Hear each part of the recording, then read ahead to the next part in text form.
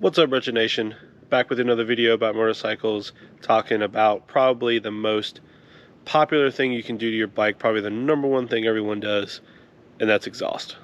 Alright, so we got our bikes out here. These are my two bikes. We got the Dyna on the left and the Road Glide on the right. And in the middle is the old exhaust, and we're going to talk about it. Now, all three of these exhausts are pretty much 2-in-1. I say pretty much because the one on the right's kind of modified, but this is talking about three different types of 2-in-1 exhausts and why I believe 2-in-1 exhausts are the best. Alright, so this is your Vance & Hines 2-in-1 big radius. This is what I would call more of your budget style 2-in-1. Not bashing the company at all because they make really good exhausts as well, but this is on your more of the cheaper side of things. If you look at your exhaust, you have a big L here with a short pipe here, and it does flow together, but they don't flow in very close. They just go into the pipe and go right out the back. It's not a tuned equal length exhaust. Nothing wrong with that, but this is on the bottom, more or less on the bottom scale of the exhaust. Because the pipe coming out, decent size, but definitely a exhaust that's just meant to get in and out and done. And it does sound good. Muffles the noise pretty good, and it's definitely really nice sounding. I had it for a number of years, liked it, broke it a couple times, and that's also another issue with some 2-in-1s, is the mounting can be pretty harsh, especially on Dynas. They mount to the trans, and since they're all encased together, a lot of times there's a lot of vibration, and when you ride it really hard, it can break the actual trans mount, and that's what happened to me. But that's kind of just a problem with that. Whereas you have two single exhausts, they can vibrate independently, and usually you can get away with riding a little bit harder on that. But if you move over to what we have on there now, which is the Bassani Road Rage High Power. Now, if you look at the exhaust here, you have pretty much an equal length exhaust, because the rear pipe, or the rear head, that pipe's coming from to the front and back for multiple reasons. One, because we need to clear this oil cap, but when you have an equal length from here to here, and the back pipe's probably actually a little tad longer, but it's pretty close, but that scavenges power out of the engine. It gets pretty much the same velocity, it gets your power, and when it comes together here, you have a good velocity to scavenge. Because when this pulses, it draws exhaust here, and when this pulses, it draws here. And also you have a longer pipe. This is more of your, I don't want to say Dyna Bro, but this is more of your performance-oriented pipe.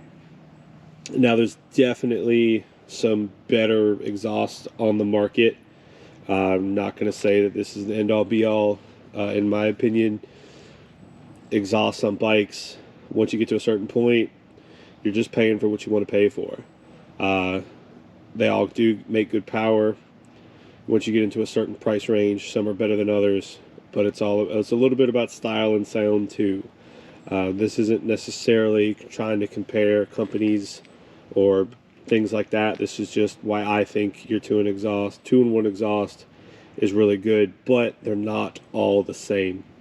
Because you look at these two, they're not really in the same caliber in my opinion, but it is what it is.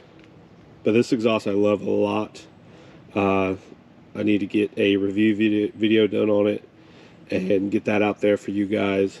But an exhaust like this is something you might want to look for if you're really trying to get all the power you can out of a bike. Now, it is going to do a couple things. It's going to make your bike a little quieter, and it's going to make the frequency go up a little bit. You're not going to get some of that really low rumble that you can out of a dual exhaust, but you're also not going to be screaming loud like a dual exhaust is, because sometimes a dual exhaust is just insanely loud because there's nothing there to quiet it. But when you put both through the muffler, it definitely quiets it down. But not saying this is quiet at all. It's very good sounding, and I love this Bassani pipe. Now let's go over to the new bike, because this is kind of a Frankenstein exhaust. This is the factory exhaust that we have cut up and made into a 2-in-1. Now it's not an equal length, but there is a very big canister where the cat used to be, and that section right there, you can see where the original or the new weld is, but that canister is now open, and that's basically a nice big pipe for everything to flow when you get your exhaust coming from your two head pipes. Your exhaust come in here, flow out, and it scavenges really well, and you got a nice long pipe to pull that.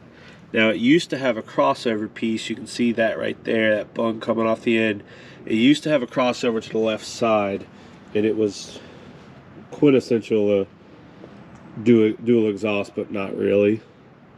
It was a 2-in-1 with a crossover, and it was really weird. It was all there for aesthetic, but for us performance wise, this is a really good performing pipe once you take the catalytic converter out. Now I went a step further, capped off the left side, made it a single exhaust, and I love it. But this design is actually really good from Harley, and you don't have to really you don't have to go get another pipe unless you're trying to chase every single horsepower, which I'm not trying to do with this bike. I'm just trying to have fun with it. So I'm completely happy with that. And some things that you're going to notice if you go from a dual exhaust to a single exhaust, especially if you have straight pipes, is the amount of power you feel. Now on this dyno over here, I have had multiple amounts of exhaust on it. I had the factory exhaust on it. The baffles were taken out. The factory exhaust was ginormous. It was a 2-in-1 and a 2. So basically the pipes merged, and then it came out with 2 mufflers on the back. Very quiet, very heavy, and I took those off, put some Reinhardt Churchills, which are basically like long shots. They went to the back axle nut. That was way too long because they were stacked, and anytime I leaned to the right side, I was scraping them. And I mean, when I say lean to the right, I mean barely lean at all. So they had to go. What I did, because I didn't have the money, I chopped the mufflers off, probably chopped them off about here, so I could lean, and they were straight pipes. It was the worst performing exhaust I've ever had. This bike was horribly slow, super loud. Straight pipes, you don't get any power out of them. You might gain some horsepower up top, but the rideability of the bike is bad. The straight pipes just do not give you power, because in a Harley, especially these lower RPM bikes like this, all you feel is torque, and that's what you want. You want to get out of the hole super fast. Then I actually put that pipe on it and improved it greatly over the modified exhaust. And then I had a custom style exhaust. It was basically an exhaust that came down here and single exited out right there. It was a Sick Pipes exhaust. That's a company, and no baffle, no nothing. It was a 2-in-1. It wasn't extremely loud, even though no one wanted to ride on my right side. It didn't kill all the power because it was a 2-in-1. When you have that better scavenging, you can actually get away with not running a baffle as bad. You're not going to get as much power if you don't have a little bit of back pressure in there, or at least a long pipe to be able to draw the exhaust out. If you have dual exhaust, you have no scavenging whatsoever. When you have that back pressure or that vacuum that pulls your exhaust out from the other cylinder, that's where you're going to make power. But I broke that. It actually cracked right here and almost fell apart.